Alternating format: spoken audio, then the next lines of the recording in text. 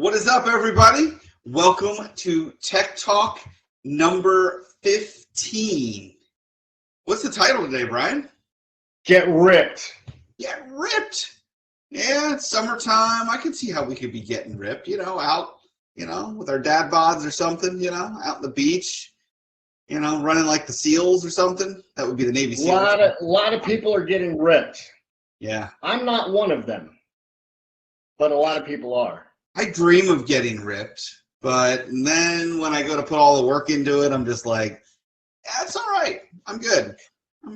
So, well, thanks everyone. Bacon tastes so good. Yeah, isn't that the truth? But yeah, so thanks everyone for joining. We are going to be talking a lot more about getting ripped, and you'll understand what that means and its context in a little bit here. But this is one of those amazing episodes where I get to learn too, and so Brian is going to take us through some amazing content on routing protocols and all kinds of good stuff from there. So, Brian, Let's do this. Yeah. Let's do this. All right. Yeah. So the focus, like Ryan said, for today is routing protocols. And I understand that our audience isn't going to want to get too much into the weeds, but you might be hearing when you're talking to customers or potential customers, you might be hearing some terms being thrown out there, and it might be helpful for you to kind of understand where they're coming from, or in a general sense what they're talking about. So, what is a routing protocol? I've got a very technical definition of it, but essentially there are different ways that a computer can decide what's the best way to get from my data from here to here. And we're going to go over a few of them. There's others that we're not going to go over, but just kind of some high level, some for some smaller to medium-sized networks, some larger ones, even the one that traverses the global internet. So the first thing we'll look at is RiPped. RiPped stands for Routing Information Protocol. It is one of the oldest and simplest routing protocols out there. It uses what's called distance vector. And so basically, it looks at the number of hop counts. Anyone who's ever done a trace route from, say, your computer to Google, 8.8.8.8, it goes from your computer to your router to another router to another router, and then eventually hops through the internet to get to 8.8.8.8, which is one of Google's DNS servers. So it basically asks, how many hops does it take to get there? And it's very, very simple. It's got its limitations. There's a maximum of 15 hops that it can take. So if the route exceeds that, it's kind of considered unreachable. So it is only going to be using this hop count, and it looks for the shortest amount of hops to get there. Now, typically this route updates only every 30 seconds, which sounds like it's pretty fast, but sometimes it's not that fast. You can run into some issues, right? So one thing is, if a route is advertised and then it's advertised back to itself, it can cause what's called a routing loop, or it's an infinite routing. It just keeps going back. It goes, all right, my data is going to go from point A to B, point B to back to point A to point B, and it's never going to get where it's supposed to go. So the split horizon, it uses the split horizon, which prevents it from being advertised back to itself. There's another one that uses poison reverse. It advertises an infinite cost metric for it to get back to the router that originally advertised it, but that's something else. It's perfect for small to medium-sized networks. So we've got RIP. I got a little Rip Van Winkle. There's the split horizon. There's RiPtide. Rip Roberts. I think he was a Rip Rogers. He was an old WWF wrestler. There's a lot of rips out there. Next one, BGP. All right, this stands for Border Gateway protocol. And it's a huge one. It's the one that is used by the global internet. And so it focuses on relationships of autonomous systems. And an autonomous system is essentially just a group of IP networks that are all managed by one thing, right? And so whatever that one thing is, that one router to rule them all, it talks to another router that does the exact same thing. And so it adds kind of this hierarchy of routing, so it makes it easy. That way, your home router doesn't necessarily need to know the best way to get to, like my home router doesn't need to know the best way to get the next router upstream and say, hey, what's the best way to get to Ryan's router? I don't know, let me ask upstream. I don't know, let me ask upstream.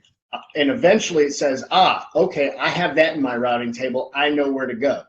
So it goes up the stream and then back down the stream to Ryan's stuff. So that's the peer relationships we're doing. Another cool aspect of that is it has multiple path support. So because it can use metrics on determining what's the best way to get there, it can use a lot of different metrics. It can determine two or more different paths, all right? So maybe this is the fewest number of hops, but maybe this other one has the healthiest network, the best bandwidth from this path to this router to the next router. So it can use all those different things to determine multiple different paths, all right? So if this one's too slow, let's go this one instead. It's a little bit faster. Whereas before, RIP was just like, all right, which one has the fewest hops? We're gonna take that. Yeah, so you could end up with more hops but a faster route. Exactly. So yeah, so it's a little more intelligent from that. It's like Google Maps. it's like navigation. So you end up going through 4 neighborhoods, but you got there quicker. So I mean, this is, like I said, used by the global internet. Large internet service providers will also use BGP. Large enterprises, content delivery networks, and that's a whole nother thing unto itself that we won't talk about today. But they use them as well. Next one, OSPF. OSPF. Open Shortest Path First. All right, it's what's called a link state protocol. Right, so it builds this detailed map of the network. It exchanges information with the other nodes. So all of the routers between, like say you've got company XYZ, and one branch needs to talk to another branch. Each of those routers will exchange information in between and decide, all right, here's the health of my route, here's the health of my route. And so they can work together to determine what's the fastest route to get from one computer in Florida to another one in Wyoming. So that's what a link state protocol is. One really cool thing about OSPF is that it adapts really, really quickly to change. The change may be a route is down, so it has to adapt to another route, or another one is other routes were added. So for large internal networks, this is a fantastic solution. Another aspect of it is that it's a little bit safer, right? So there are black hat hacking things that can actually hacking procedures that can hack a router itself and then inject stuff or force, like one example is if you've ever gotten an email from some fake company that's pretending to be Bank of America, it might use an attack where you're trying to go to Bank of America and then it gets rerouted. That's been kind of taken out of the picture now. Instead, they'll just send you emails and you have to click the link. But if you were to download that virus and you tried to go to Bank of America, it would automatically route you to a whole nother fake Bank of America where you put in your credentials and they steal all your money and go buy iTunes gift cards. The way of the world. Yeah, it really is. It is. So this authentication of routers, what that means is that they have to trust each other. They have to authenticate. Hey, are you who you say you are? Yes. And that's a complex process, and we won't go into it, but Sure. they identify who's who just to make sure that you're safe to go through. The last one we're going to talk about is EIGRP. Now, many different router manufacturers will support this. However, it is a Cisco proprietary protocol, and it's actually pretty cool. It uses hybrid routing, so just like the Liger there. You've got that distance vector, right? So that's the how many hops we use, and link state, which is how healthy is each hop, how much, what are some other metrics like transmission rate, bandwidth, delay, reliability. And these again, just like in the OSPF, these states are all advertised to the other routers. It's used for large internal networks as well. Think of Microsoft or university. And it also uses authentication to be safe. But the biggest thing is that it has more advanced metrics than these other protocols. So it uses what's called the composite metrics, and it takes into account, like I said before, bandwidth, delay, reliability, the current load on that route, and MTUs, which is maximum transmission unit. And so it uses all of that to calculate the best path. And the end result, it does a little bit better job of figuring out which is the fastest way from point A to point B.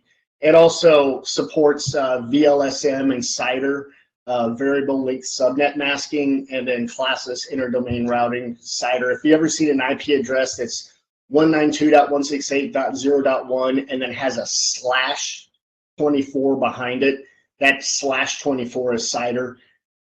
It's just a different way of putting a subnet mask in there. So there are other routing protocols out there. There's OSPF3. There's several others. Let's see here.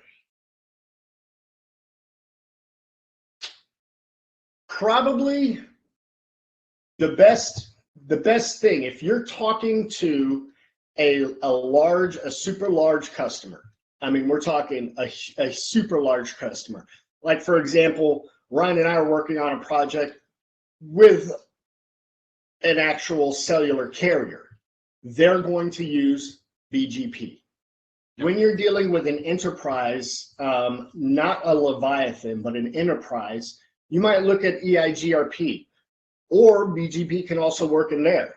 OSPF also works, but if you're going to look at small size networks, RIP is probably going to be the one to go. It has the least amount of weight to it, so it doesn't take up a whole lot of resources, and you can get away with using a really simple how many hops are we going to do, simply because in a smaller network there's not going to be that much difference. Yeah, and EIGRP, every time I hear that, it makes me think of the old McDonald's song. EIO. EIGRP. There you go. I was going to say, from a, you mentioned BGP. I know from the Verizon side, at least, when we talked a lot about their private network solution, which is standing up an end-to-end connection, really, tunnel between, our customers' network and the Verizon network. BGP was the protocol that they used a lot for that. That's about the only time I've heard that term over and over and over again. Not really knowing much about it. So thank you, Brian. That's a lot more knowledge you're dropping today. So that's pretty awesome. Yeah, absolutely. So let's move to tech for the week. It's a simple tech. We don't actually sell it. It's an Amazon special, in my opinion. I've been using these for years. So the first thing I'm going to say is, use at your own risk, right? I was talking to someone last year actually about different charging cables and charging cables you can purchase on Amazon, and there's so many options now. Some good brands, some cheap brands, whatever have you, and there's actually an uptick in fires from charging cables. So read the reviews, be safe about what you're doing.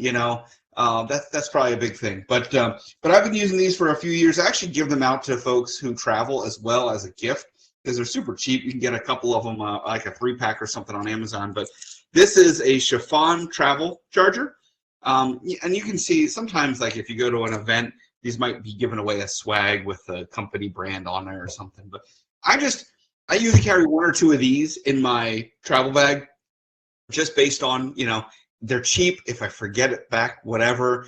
They're nice because they have a short cable. So when we're talking like using a power bank or something, I'm not plugging some 10-foot long cable and then having to wrap it around like an airplane or whatever I'm sitting in. So it's got a full USB-A cable, right? That's what actually gives it power.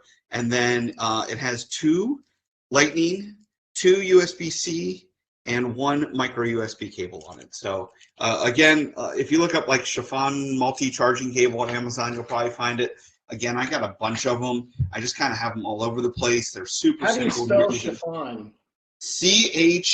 CHAFON. So I would have totally screwed that up. There you go. So yeah, it's just a little neat, neat hack to have with. It's a backup thing. It's not my high quality main charger by any means, but it's a real nice quick go-to when traveling. And and again, if you go on like a group trip with people, it's good to take a couple of them along. Somebody always forgets a charger. Just thinking of other people, trying to help out. Be of assistance if you're going to do something out there. Like, help other people out. It's just a good thing. So, Bryan, love the shirt. Little quacktastic, right? So yes, that's awesome. Quacktastic. I just wanted to see a blue duck. Yeah, who doesn't, right? Help out and go look for blue ducks.